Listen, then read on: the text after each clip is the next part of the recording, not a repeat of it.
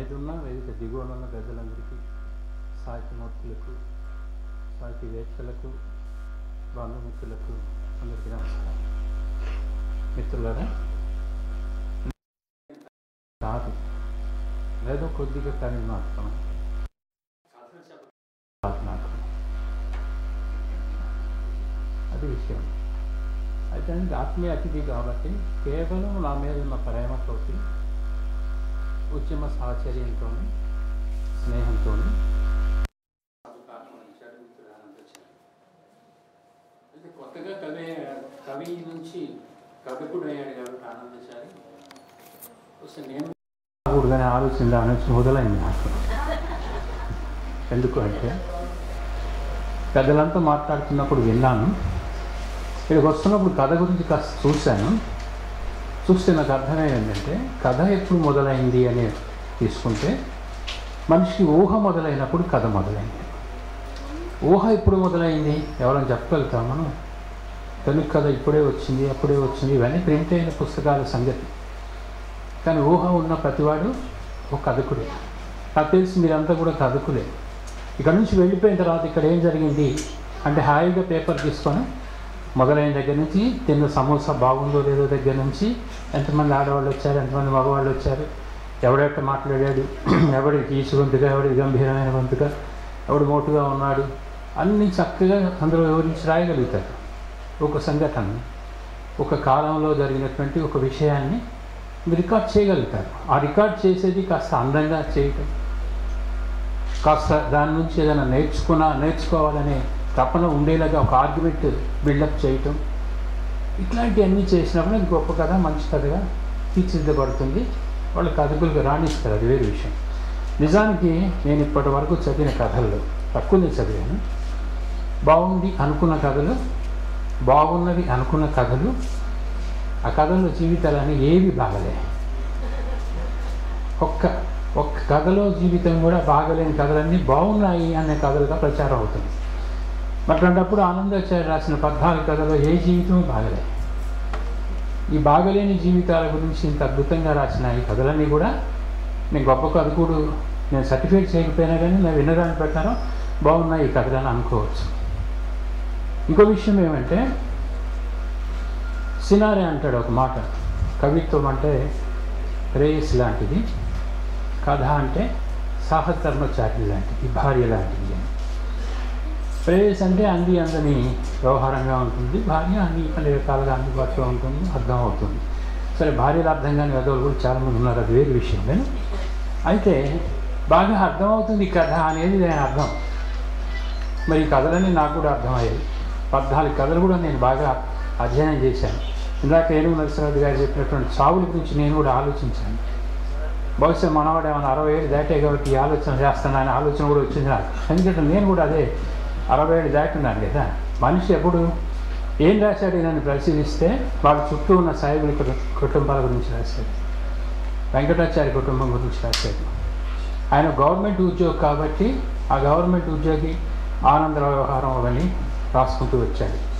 ఇట్లా తను ఒక సాఫ్ట్వేర్ ఉద్యోగం చేస్తున్న అమ్మాయి తండ్రి కాబట్టి ఆ రకమైన ఆలోచన కూడా చేయగలిగాడు. అంటే తన చుట్టూగా ఉన్న జీవితాలన్నింటినీ కూడా అధ్యయనం చేసి శాస్త్రీయ పరిశోధన చేసి ఆ శాస్త్రీయ పరిశోధన ద్వారా తనేదో ఒకటి అందించాలి ఈ సమాజానికి అని ఒక ప్రయత్నం ఇందులో మనకు కనిపిస్తూ ఉంటుంది. సహజంగా కవిత్వం రాసేవాళ్ళు 4 రకాలు, కథలు రాసేవాళ్ళు 4 రకాలు రాస్తారు. ఒక కథ చదివితే మనం రెచ్చిపోతాం, ఒక మనిషిని రాక్షసుని రెచ్చగొట్టేలాగా ఉంటుంది. ఒక కథ వ్యంగ్యంగా, హాస్యంగా రాస్తారు, సున్నితంగా చెప్తారు. కొంతమంది వాదన చేస్తారు, చర్చ చేస్తారు. కొంతమంది కోపాన్ని అణిచిపెట్టుకొని రాస్తారు, కొంతమంది అణిచిపెట్టుకొని కోపాన్ని అందులో ప్రదర్శిస్తారు. ఆనందాచారి కథలన్నీ చదివినప్పుడు నాకు అందులో సున్నితంగా వాదన చేస్తూ వెళ్ళిపోయాడు. ఈ పని కొడవరావు గారు చేశారు ప్రతి కథలను. అట్లాగే అణిచిపెట్టుకున్నటువంటి ఆగ్రహం కూడా అనేక చోట్ల మనకు కనిపిస్తుంది. ఇది అలా రాజయ్య గారు చేశాడు, అలా నారాయణ రాజయ్య గారు. అంటే కమ్యూనిస్టు నేపథ్యం ఉన్నటువంటి ఇద్దరు రచయితలు వారి కథలో బహుశా ఇవన్నీ ఆయన అధ్యయనం చేసి రాశాడని నేను అనుకోను. వారి వారి కథల్లో ఏ రకమైనటువంటి ప్రభావాన్ని, ఏ రకమైనటువంటి విషయాన్ని, పద్ధతిని అనుసరించారు. ఒక కమ్యూనిస్టు మానవుడైనా, కమ్యూనిస్టు మనిషి అయినా, కమ్యూనిస్టు ఉద్యోగంలో పనిచేస్తున్నా, నమ్మినా, దానికోసం ఉద్యోగం జీవితం అయిపోయిన తర్వాత, ఉద్యోగంలో ఉన్నప్పుడు ఈటీఎఫ్లో పనిచేసి, ఉద్యోగం అయిపోయిన తర్వాత కూడా ఇంకా అదే కార్యక్రమాన్ని నిర్వహిస్తున్నటువంటి ఒక కమ్యూనిస్ట్ వ్యక్తి ఖచ్చితంగా అలానే రాస్తాడని నేను అనుకున్నాను. పెద్ద ఆశ్చర్యం అనిపించలేదు నాకు. చాలామంది ఇంతకంటే అందంగా రాయొచ్చు కథలు, ఎందుకంటే గొప్పగా కూడా రాయొచ్చు. కానీ కథకు ఒక ప్రయోజనం ఉండాలి. ఆ కథ చదివిన తర్వాత తనకేదో అర్థం అవ్వాలి. ఆ అర్థమైంది సమాజం ముందుకు తీసుకుపోయే పద్ధతిలో ఉండాలి, లేదా ప్రగతిశీలంగా ఉండాలి. అట్లా ఉండేటట్టుగా చెయ్యగలిగినటువంటి వాళ్ళు కథలు రాస్తే గస్సాల్లాగా ఉంటాయని నేను అనుకుంటున్నాను. ఎందుకంటే ఆనందాచారికి అనేక అనుభవాలు ఉన్నాయి, ఇవే కాదు ఇంకా చాలా అనుభవాలు ఉన్నాయి. ఇంకా ఏంటంటే కథ అంటే ఆయన మాటల్లోనే నాకు ఆనందాచారి కథలన్నీ జరిగిన తర్వాత ఈయన ఆనందాచారి కాదు ఆక్రందనాచారి అని అనిపించింది నాకు. ఇంకో విషయం ఏమంటే ఆయన మాటల్లోనే, వారి వృత్తిలోనే, వారి జీవన దీనిలోనే చెప్పాలంటే కథ అంటే ఏమిటి అంటే, ఒక ఆయన ఒక దాని మాట చెప్పాడు ఏమనంటే, జీవితం అంతా బంగారం అనుకుంటే అందులోంచి కాస్త తీసి ఒక నగ చేస్తే అది కథ అని అంటారు.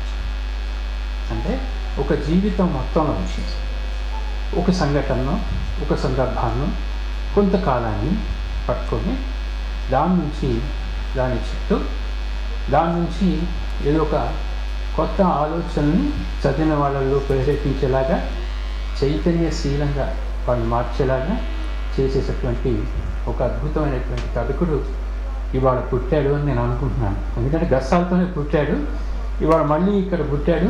ఇంకా అనేక పుస్తకాలు ఆయన రాస్తాడు. ఎందుకంటే ఆయన మొట్టమొదటి కవిత్వం రాసి ఆ ఉద్యమాల్లో పడి కవిత్వం సంగతి మర్చిపోయి మళ్ళీ కూడా ఆయన ఎక్కడో ట్రిగ్గర్ అయ్యి కవిత్వం రాయించడం మొదలు పెట్టేసి వరుసపెట్టి 100-200 కవిత్వాలు రాశాడు. రాసి అందులో చాలా ఎడిట్ చేసుకొని కొన్నిటితోనే ఒక పెద్ద పుస్తకం వేసుకున్నాడు ఆయన. దాని తర్వాత కథ మొదలు పెట్టాడు. ఇంకా ఈ కథ ఇప్పుడు ఆగుద్దని నేను అనుకోను. ఇంకా చాలా కథలు చెప్తాడు, చెప్పాలి. అటువంటి మంచి కథకుడిగా మా ఆనందాచారి నిలబడాలని, నీలాంటి వాడిని స్ఫూర్తిగా తీసుకొని నాలాంటి వాడు కూడా మళ్ళీ కొత్త కథకులుగా రావాలని కోరుకుంటూ నాకు ఈ అవకాశం ఇచ్చినటువంటి ఆర్గనైజర్స్ అందరికీ కూడా ధన్యవాదాలు తెలియజేసుకుంటూ సెలవు తీసుకుంటాను.